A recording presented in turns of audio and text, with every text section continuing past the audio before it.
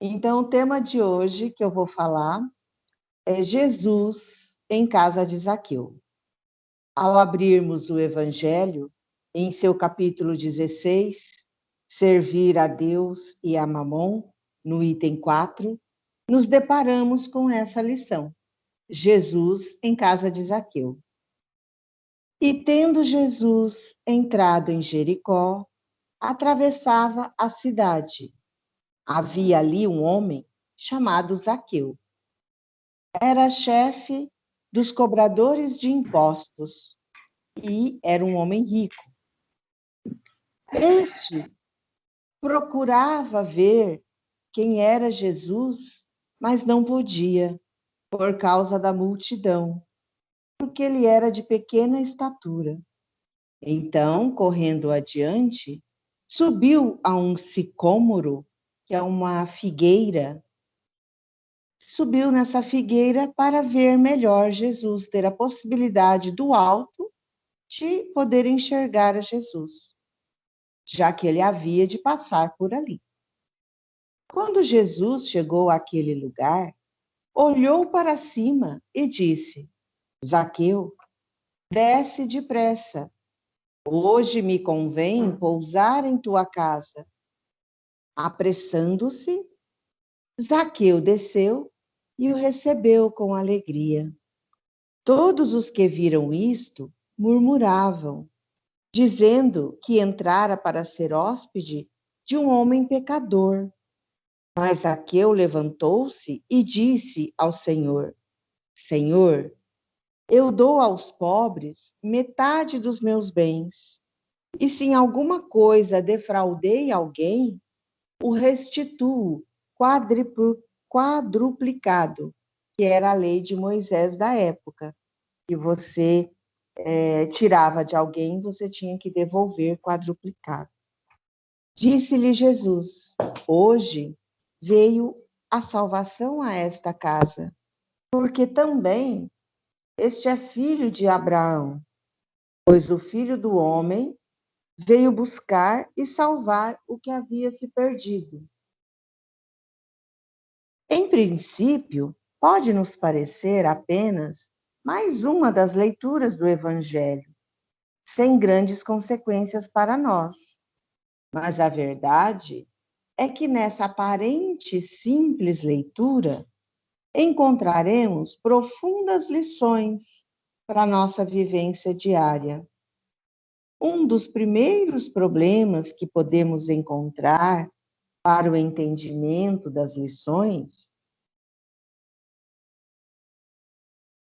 pode ser a falta de instrumentos que nos possibilitem o entendimento correto que a lição nos oferece. Daí, então, a importância do surgimento da doutrina espírita em nossas vidas, pois com o auxílio sempre seguro de suas orientações, podemos tirar o melhor proveito, não só dessa lição, mas de todas as outras que se encontram, tanto no Evangelho de Jesus, quanto nas obras básicas e nas obras complementares. É então, sob as luzes da razão, proporcionada pela doutrina espírita, que iniciamos o nosso estudo. Ao analisarmos as palavras da lição dessa noite, podemos dizer: aqueles eram tempos difíceis. As dificuldades íntimas refletiam na sociedade daquela época. Refletiam as mesmas angústias e temores que hoje caracterizam as massas humanas. Conflitos sociais ou conflitos psicológicos geravam as mesmas insatisfações que hoje perseguem o homem moderno. Soava pelas planícies da Judéia a voz suave e melodiosa da mensagem do Mestre, convidando a todos para os tempos de renovação. Mas também naqueles tempos reinava o desespero em muitos corações, e como reflexo das imperfeições humanas, o desconforto que o preconceito velado ou ostensivo trazia. Publicanos e fariseus, cobradores de impostos do templo, ou os representantes de César, eram considerados por muitos como representantes de classes que deveriam ser evitadas. Os publicanos, naturalmente, devido à sua história envolta nas brumas das realizações inferiores, despertavam o desprezo e a discriminação geral do povo. A tradição constituía parte importante da teologia dos judeus. Consistia numa compilação das interpretações sucessivamente dadas ao sentido das Escrituras. Constituía entre os doutores assunto de discussões intermináveis, as mais das vezes sobre simples questões de palavras ou de formas, apenas alguma mudança nas palavras ou a forma com que era colocada, já tinha discussões entre os doutores da lei. Por causa disso, nasceram diferentes seitas, cada uma das quais pretendia ter o monopólio da verdade. Só eles é que tinham a sabedoria da verdade. E detestavam-se umas às outras. Entre essas seitas, a mais influente era a dos fariseus, onde se ensinava que só devia depositar a fé nas Escrituras. O que estava escrito era ali que tinha que acreditar e ter fé. Tomavam parte ativa nas controvérsias religiosas. Eles eram cumpridores das práticas exteriores do culto e das cerimônias. Afetavam grande severidade de princípios, mas sempre sob aparências de meticulosa devoção, ocultavam costumes errados. Eles praticavam um monte de coisas erradas, mas se escondiam como se fossem muito devotos. Eles tinham muito orgulho e, acima de tudo, uma excessiva vontade de dominar a tudo.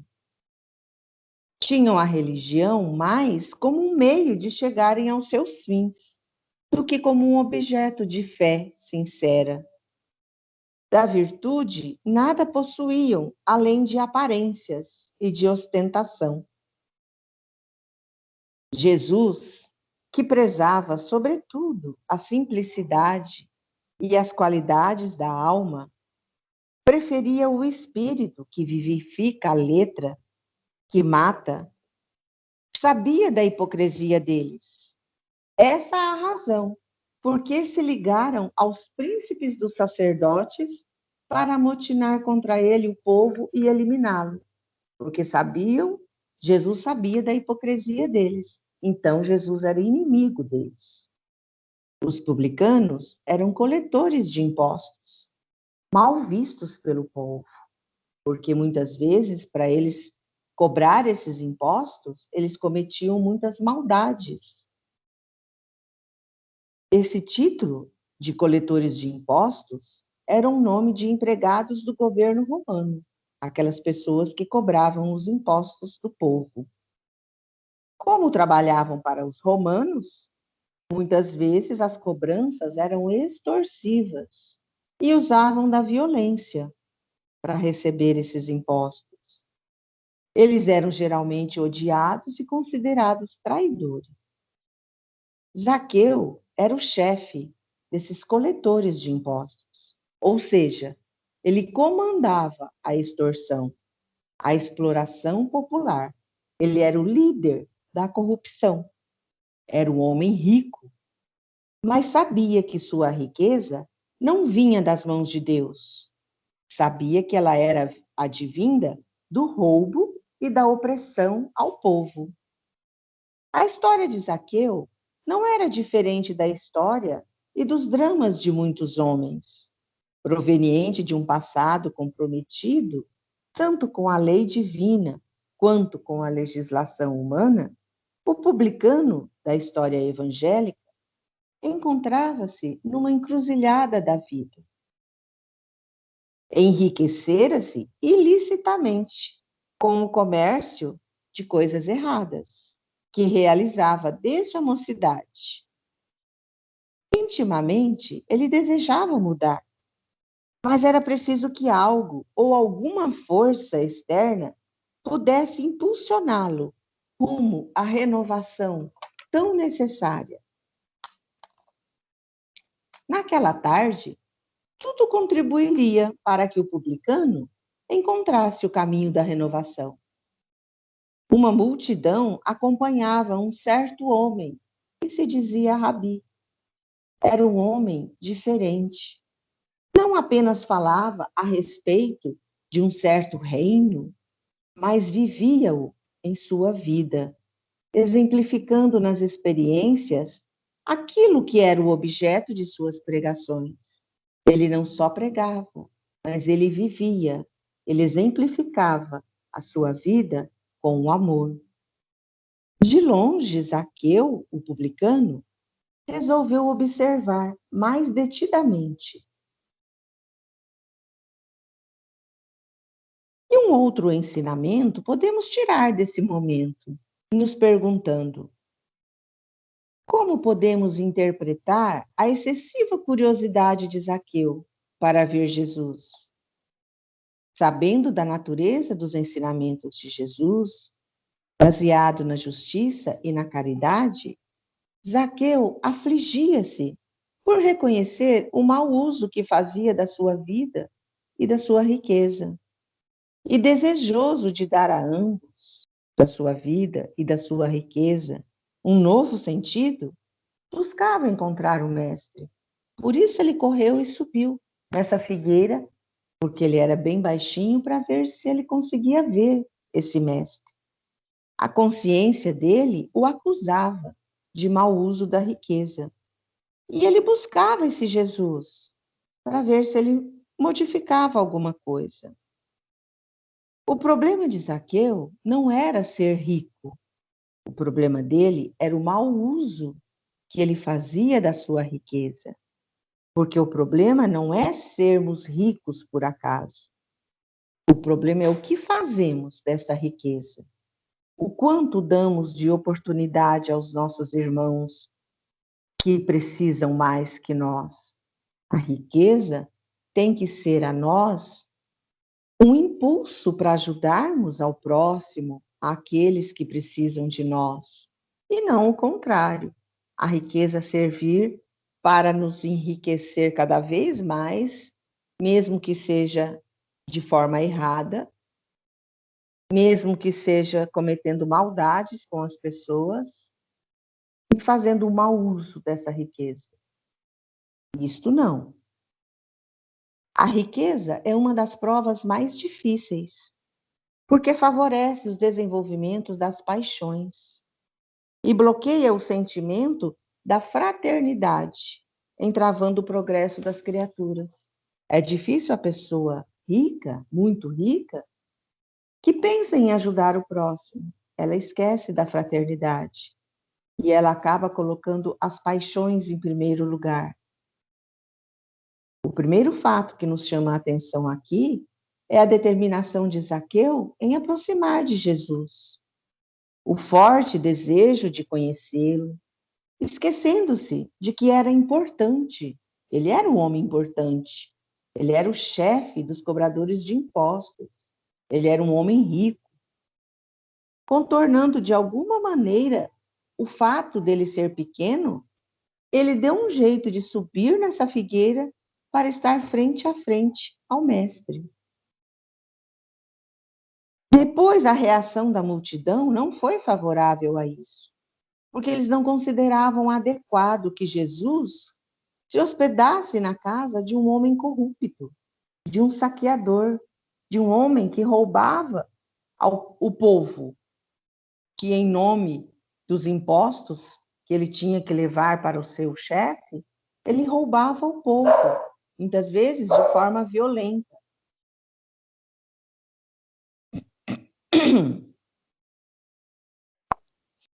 Outro detalhe que nos deixa pensando nessa história é justamente a atitude da multidão, porque é a mais comum nos seres humanos.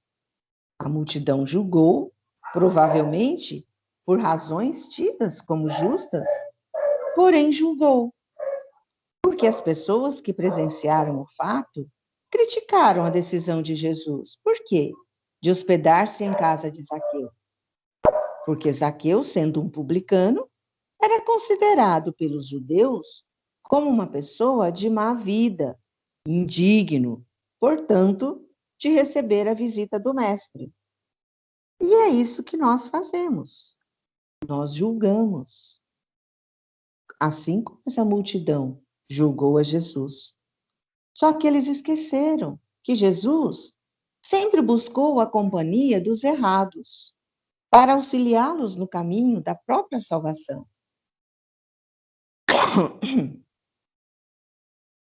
O Filho do Homem veio procurar e salvar o que estava perdido. E quase todo mundo se sente no direito de julgar o certo e o errado, com base nas próprias razões, como se tivesse posse do veredicto final.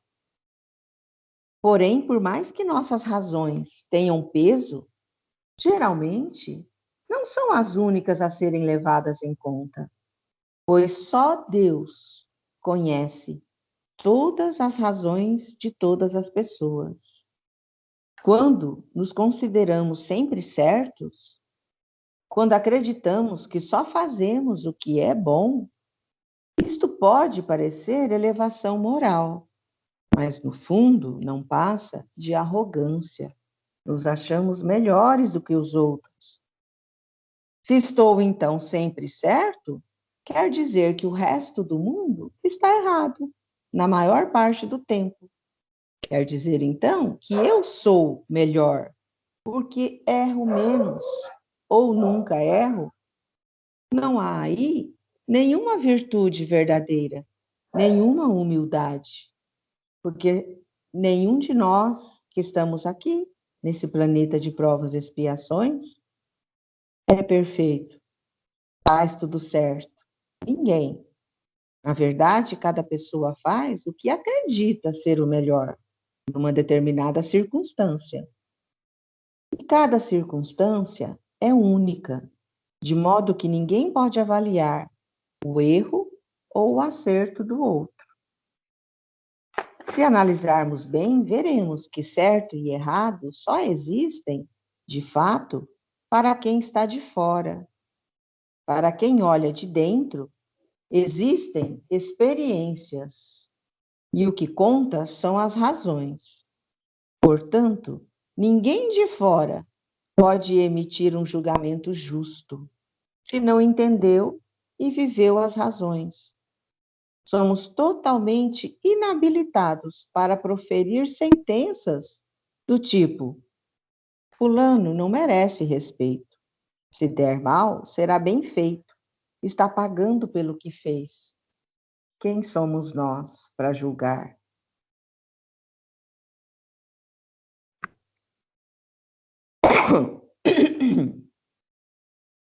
Além disso, não há simplesmente o certo ou o errado, o bom ou o mal, a luz ou a sombra, o feio ou o belo, o branco ou o preto.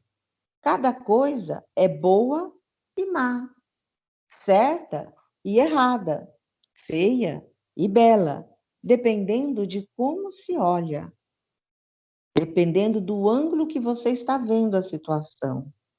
Cada pessoa, como nós mesmos, é certa e errada, e aceitá-la tal qual é representa um grande exercício de compaixão e respeito. Um olhar compassivo não enxerga essas diferenças como defeitos ou qualidades, mas como partes da diversidade do mundo em que vivemos. Diversidade de gosto, de características, de níveis evolutivos, diversidade da qual participamos. E muitas vezes nós julgamos pelo nosso olhar, pela nossa forma de enxergar a vida, pela nossa forma de achar o que é certo ou errado. Esquecemos das diversidades. Jesus aceitava Zaqueu do jeito que ele era. Deus o amava tanto que enviou Jesus à sua casa para receber sua hospitalidade. Observemos que Jesus não impôs condições a Zaqueu, não lhe perguntou nada sobre sua vida, não quis saber se ele fazia alguma coisa errada, não o censurou. Claro que Jesus sabia tudo sobre Zaqueu, assim como sabe tudo sobre cada um de nós. Mas Jesus não nos pergunta sobre nossas condições, sobre nossos vícios, sobre nossas fraquezas. Jesus apenas nos convida ao seu convívio, pura e simplesmente, quando diz: Vinde a mim, todos os que estáis cansados e sobrecarregados, e eu vos aliviarei. Tomai sobre vós o meu jugo e aprendei de mim, porque sou manso e humilde de coração, e achareis descanso para a vossa alma, porque o meu jugo é suave e meu fardo é leve. Durante centenas de anos e para milhões de pessoas, estas palavras têm sido uma bênção. Não há uma palavra ou sentença aqui que não contenha um tesouro de pensamento para qualquer um que queira ouvir e aprender. O convite que Jesus nos faz é captado por 3 palavras: vinde a mim. E é para todos, não apenas para os perfeitos. Tanto chove na lavoura do homem de fé, quanto na do ateu. O sol brilha sobre os santos e sobre os criminosos. Assim também deveríamos tratar igualmente a todos, dedicando-lhes igual consideração. Até porque, se está mergulhado no mundo da matéria, nunca se sabe quem está mais certo ou mais errado diante de Deus. Voltemos então a Zaqueu. De estatura menor que a maioria dos seus contemporâneos, recorreu a esse extremo recurso de subir nesta árvore, nesta figueira, a fim de poder pelo menos ver aquele que se apresentava como Filho de Deus. Desejava algo em seu íntimo, mas não saberia precisar exatamente o que ele queria.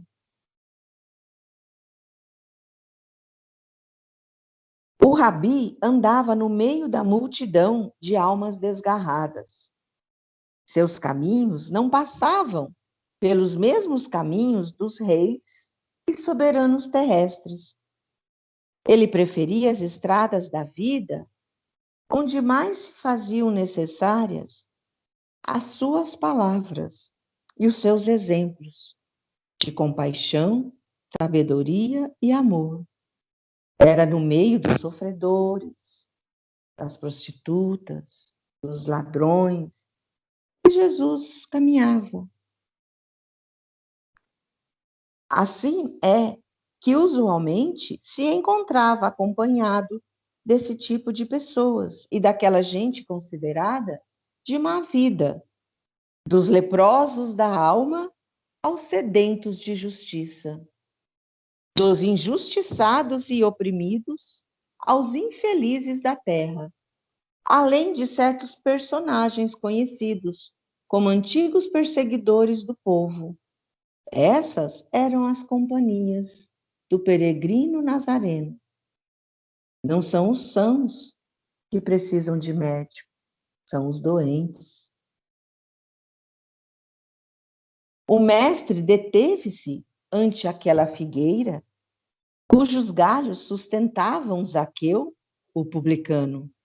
Fixou longamente os olhos do homem infeliz e desejoso de renovação.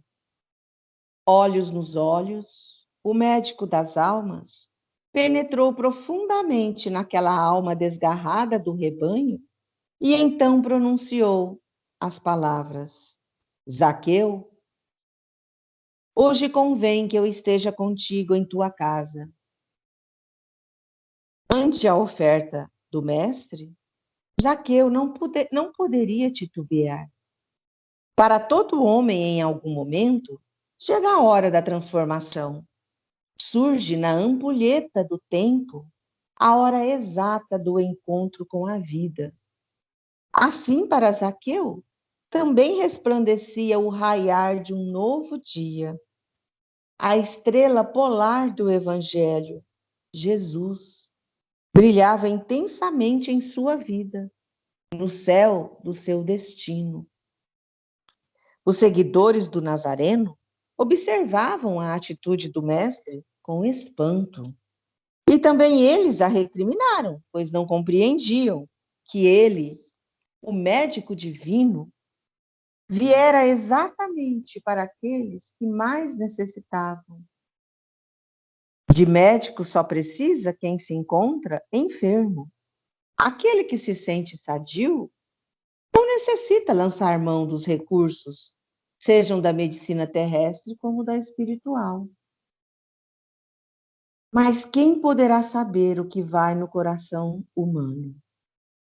Mesmo aqueles que se dizem apologistas da verdade, ainda têm muito a aprender e muito a reaprender no campo da vida universal.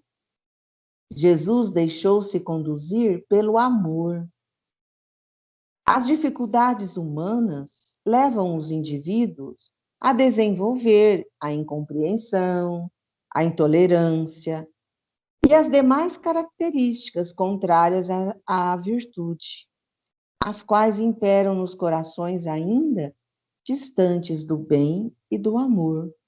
Somos nós que, diante das nossas dificuldades, desenvolvemos a incompreensão, a intolerância e várias características que são contrárias à virtude e são apenas defeitos. Mas Jesus não. Jesus só tem o amor, só está aqui para ajudar aqueles quando ele veio para os doentes, para os que necessitavam de médico da alma. Jesus dirigiu-se à casa do Zaqueu como se dirige à casa mental de cada ser, assim que se apresente a necessidade de renovação interior. A cada vez que nós precisamos, que nós mostramos a nossa necessidade de transformação, e nós pedimos a ajuda de Jesus, ele se dirige à nossa casa mental. É preciso aguardar esse momento certo. Jesus aguarda o momento em que o nosso espírito amadureça para a vida. E há que se desenvolver sensibilidade para perceber o momento certo. Da mesma forma como publicanos inspiravam o preconceito naqueles de sua época, também hoje o preconceito ainda domina os corações humanos. Contudo, Jesus e os espíritos superiores não se submetem às convenções humanas. Eles não têm preconceitos, pelo contrário. Aí eles sabem o quanto são necessários. Se algo ou alguma situação não se sintoniza conosco ou com nossos conceitos da verdade, é bom que possamos nos observar mais detidamente As coisas espirituais estão acima das questões humanas. O preconceito é filho do orgulho e irmão do egoísmo. Todo tipo de preconceito deve ser combatido com o exercício do amor incondicional. Os ateus modernos são chamados a abrir as portas de seus corações para o encontro com a eternidade. Os preconceituosos são igualmente chamados para o encontro consigo mesmo. São chamados a estudar suas vidas, analisando-as de acordo com a ótica espiritual. Considerem-se como realmente o são, imperfeitos e ainda em fase de evolução. Todos estamos no caminho do aprendizado e, por isso, não há lugar para preconceitos em nossas vidas. A lição do Evangelho é de pura fraternidade. A mensagem é de caridade e de amor. Aquele homem que cobrava os impostos, aquele homem que extorquia o povo, aquele homem a quem Jesus disse: desce daí que hoje eu vou à tua casa, e que todo o povo, esquecendo até mesmo aqueles seguidores de Jesus, esquecendo que Jesus estava ali com os pecadores, com os leprosos, com os sofredores, com as prostitutas, por que não com o Zaqueu? Ele também era um sofredor na alma e também estava esperando uma oportunidade para se redimir. E Jesus sabia disso. Ao longe, os olhos sublimes de Jesus avistavam aquela árvore bravia e sobre seus ramos ele sabia que escondia-se alguém. Ah, os olhos de Jesus! Duas pérolas amendoadas, incrustadas naquele corpo cujas dores refletiam as da humanidade. Ao entrar em contato com a suavidade daqueles olhos, a alma humana quedava-se extasiada, conquistada com tamanha iluminação que extravasava dele. Quanta luz vinha daquele olhar de Jesus. Seus olhos vivos pareciam incrustados sob a franja e as madeixas que lhe caíam sob a face. Cabelos ondulados, claros, e ao mesmo tempo tingidos com as cores do sol. O sorriso largo e a face vincada com as marcas sofridas de sua trajetória milenar.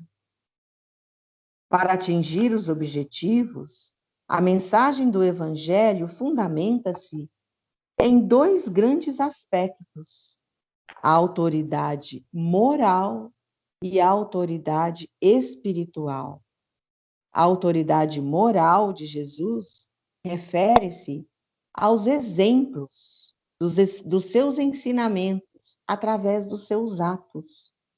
As suas atitudes mostravam a sua autoridade moral através dos seus atos. E a autoridade espiritual interage com a primeira. Além de denotar a grandeza moral do Cristo, que transcende aos atos e palavras, faculta a modificação do ser pelo envolvimento fluídico que provoca a sua superioridade espiritual. Espiritualmente e moralmente, Cristo é tão superior que só o seu envolvimento fluídico modifica o ser. Nós nos modificamos, nós nos transformamos. E foi isso que aconteceu com Zaqueu, esse contato Esse olhar de Jesus para ele o fez modificar toda a sua conduta de vida. O diálogo entre Jesus e Zaqueu, aparentemente simples, revela grandes ensinamentos, por muitos ainda despercebidos, mas que destacam o ensinamento moral e o espiritual. O fato de Zaqueu procurar uma melhor forma de ver Jesus revela a predisposição à sua mudança, pois a simples presença do Rabi provocava profundas reflexões. Outro ponto indiscutível é que a mudança de Zaqueu já fazia parte dos objetivos do Mestre Jesus. Tanto que, ao entrar em Jericó, percebe Zaqueu facilmente em cima de uma árvore, ansioso pelo seu olhar. Ao que Jesus corresponde, levanta o olhar e diz: Zaqueu, desce depressa, pois hoje devo ficar em sua casa.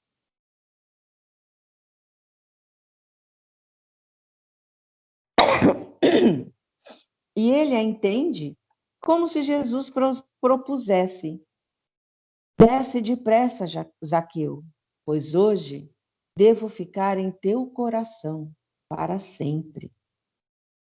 Bastaram alguns momentos em contato com o Mestre para que processassem profundas modificações morais em Zaqueu.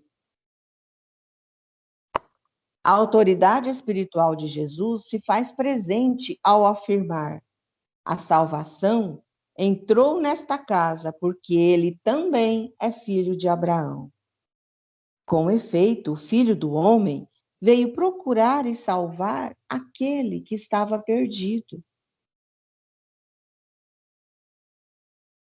Não obstante demonstrar claramente que conhecia as mazelas que marcavam o caminho espiritual de Zaqueu, ele percebeu nos seus pensamentos a vontade de mudar. A receptividade de Zaqueu às sugestões fluídicas do mestre modifica instantaneamente seu comportamento. É oportuno recordarmos que a passagem de Zaqueu é de grande alcance e importância na condução de nossas ações. O homem que se escondia entre as folhas da árvore silvestre era alguém que tentava, a todo custo, fazer-se perceber e conquistar a atenção do mestre Nazareno. Zaqueu ajuntara grande quantia de dinheiro no trato com as questões políticas e com o tratamento abusivo que destinava àqueles irmãos que estavam sob sua tutela. Contudo, não encontrou outra forma de mostrar-se ao Rabi senão subindo nos galhos do sicômoro, árvore comum naquelas plagas da Galileia, e ali dizer a Jesus que a partir dali ele se modificaria e devolveria tudo o que ele teria um dia tirado do povo. O divino enviado aproximava-se a passos lentos, porém com um coração tão rápido que seu pensamento expandido captara a vontade daquele que desejava modificar-se interiormente. A alguns passos, o mestre se deteve e, para espanto de seus seguidores, dirigiu o olhar e as palavras àquele homem. Jesus sorriu de forma que somente Zaqueu percebeu. Zaqueu sentiu-se fraquejar e, arrebanhado por aquele olhar profundo e ao mesmo tempo meigo, foi para sempre conquistado por ele. Era o encontro entre a luz e a escuridão, entre o sol da vida e a lama da terra. O Rabi da Galileia expressa o desejo naquele dia de ir à casa de Zaqueu. O publicano então esboça uma reação puramente emocional. Agora ele, Zaqueu, sabia com absoluta certeza que jamais seria o mesmo. O Rabi prossegue a sua caminhada Mas o publicano, renovado e conquistado pelo olhar do mestre, grita para que todos o ouçam: Rabi! Jesus para ouvir a proposta de Zaqueu. Sei que tenho retirado do povo tudo o que posso. Tenho sido um mau administrador, e minha fortuna eu a conquistei com as lágrimas alheias. De agora em diante, retribuirei a todos a quem causei constrangimento, e devolverei tudo daqueles a quem tirei. O que mudou na vida de Zaqueu? O destino que ele passou a dar à sua própria vida, pois antes ele cuidava apenas dos seus próprios interesses e de acumular bens. Jesus sorri discretamente, sabendo que o tempo, os séculos, aguardariam pacientemente a transformação daquela alma em anjos de luz. Jesus saberia esperar até que aquela alma incrustada no carvão da carne acordasse para o futuro. Jesus sabia esperar. E quando Jesus disse: Zaqueu, desce, que eu quero hoje ir na sua casa, quero jantar na sua casa. Jesus era um judeu. E quando um judeu dizia quero jantar com você, ele estava querendo fazer amizade com você. Jesus olhou para ele e enxergou o homem que aquele lixo humano poderia se tornar. Por isso, o convidou para jantar. Há um Zaqueu em nossas vidas? Alguém de quem todos já desistiram? Quem é ele? Um cônjuge? Um ex-cônjuge? Um cunhado? Uma sogra? Um genro? Um vizinho? Um membro do centro? Alguém de quem não gostamos? Esta pessoa é aquela para quem nós olhamos, não dizemos, mas pensamos: bom dia, ser desprezível, incorrigível. Se depender de mim, o que Jesus faria ao Zaqueu de nossas vidas? A mesma coisa ele espera que nós façamos ao nosso Zaqueu. Jesus disse que seremos identificados como seus discípulos não por pertencer a determinada religião, ou por carregar a Bíblia, ou o Livro dos Espíritos, ou o Evangelho segundo o Espiritismo, por onde formos, ou por cantar louvores e fazermos preces o dia todo, mas por amar uns aos outros como Ele nos amou. Amar como Jesus ama pode significar convidar o Zaqueu, que não suportamos, para jantar em nossa casa. Pode ser terrível, mas é a única maneira de tornar o nosso Zaqueu e a nós benditos do meu Pai. O tempo passou e os séculos passaram. Modificar o conteúdo íntimo daquela alma pequenina, daquele Zaqueu que subiu um dia naquela figueira, transformando-o num gigante da fé. Zaqueu renasce depois de muitos séculos, de muitas encarnações, ele retorna ao palco do mundo. Um dia, uma multidão faminta, aflita e insegura, procura o representante de Jesus.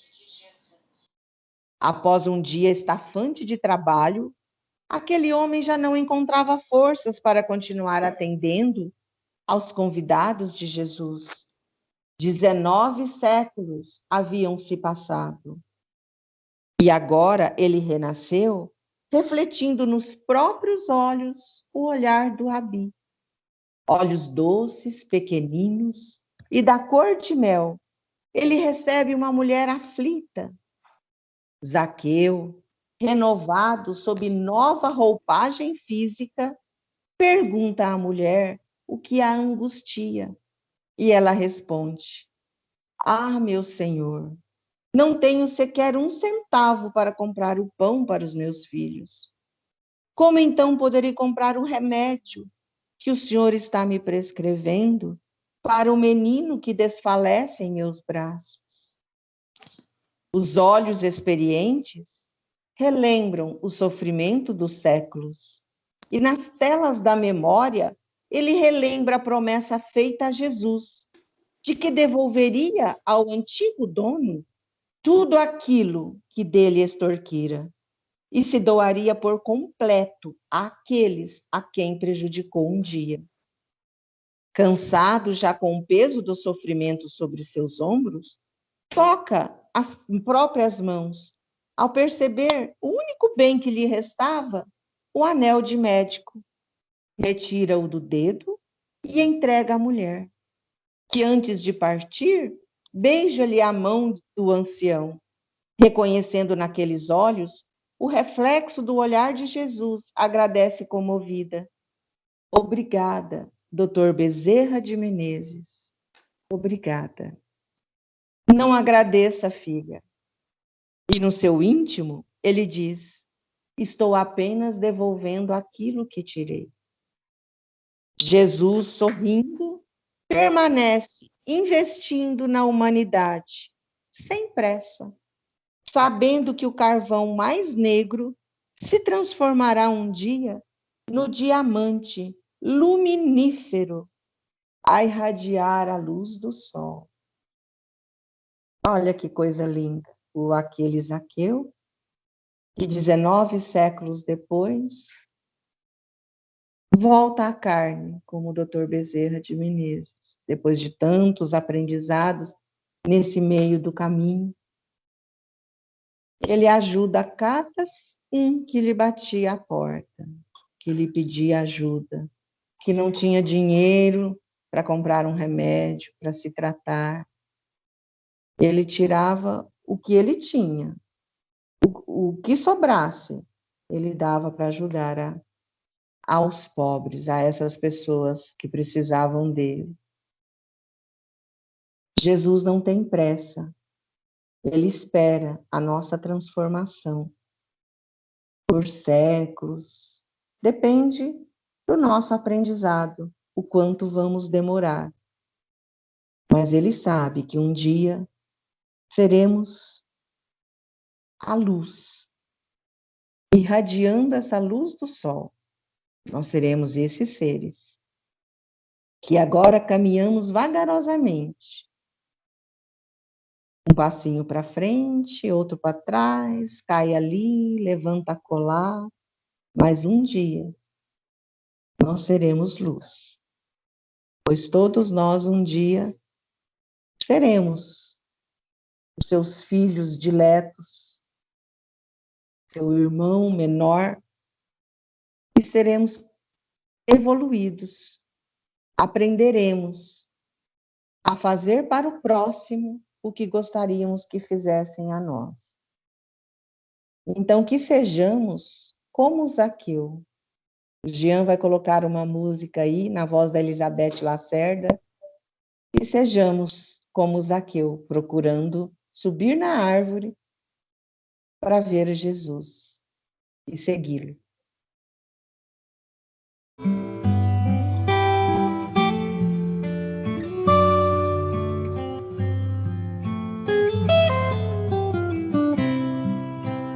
Como Zaqueu, eu quero subir o mais alto que eu puder, só para te ver e olhar para ti e chamar sua atenção para mim. Eu preciso de ti, Senhor. Eu preciso de ti, ó Pai. Sou pequeno demais, me dá a tua paz. Largo tudo pra te seguir.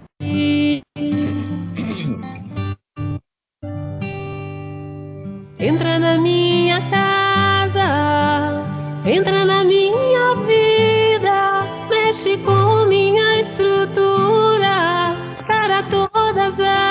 feridas, me ensina a ter santidade. Quero amar somente a ti, porque o Senhor é meu bem maior. Faz um milagre em mim.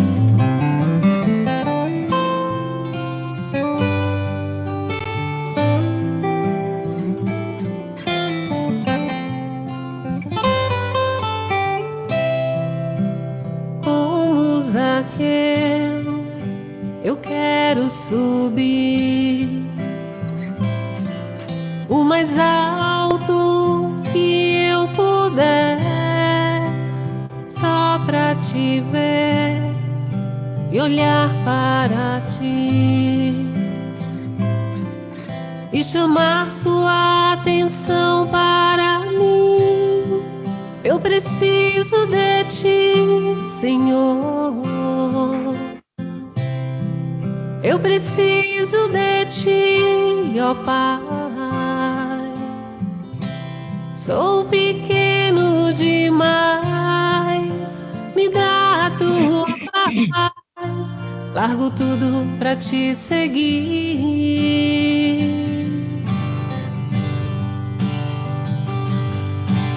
Entra na minha casa, entra na minha vida, mexe com minha estrutura, sara todas as feridas, me ensina a ter santidade. Quero amar somente a ti, porque o Senhor é meu bem maior. Faz um milagre em mim.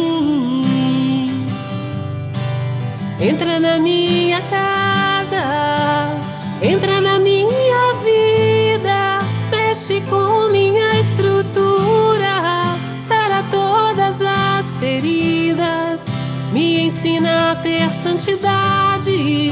Quero amar somente a ti, porque o Senhor é meu bem maior. Faz um milagre em mim.